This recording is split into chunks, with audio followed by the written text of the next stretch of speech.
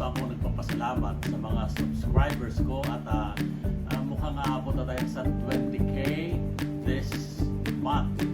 Hopefully, aabot tayo sa 20k. At alam niyo ba,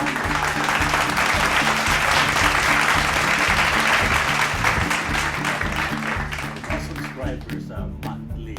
So, taos puso ako nagpapasalamat sa mga nag-subscribe sa akin. And for those who don't subscribe me yet, please visit my my YouTube channel as Eli Bob. And please do subscribe and do a like sign and do a comment as what I've said. Napaulit-ulit ko sinasabi na yung comment ko yan ay importante sa akin yan. Parang ma-develop ko pa ng much better yung mga videos ko, okay?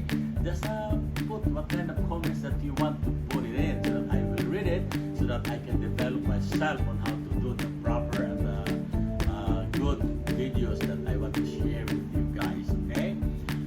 Alright. Sa ngayon, taos puso din akong magpapaalala sa inyo at hindi ako nagsasawang magpapaalala sa inyo dahil meron pa rin lumalabas ng different kinds of variants to the COVID-19 that we are worrying about, okay?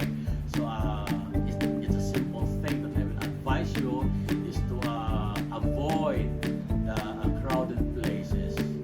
That is the number one. And another number one thing that you will not forget and you will do it frequently is to always wash your hands.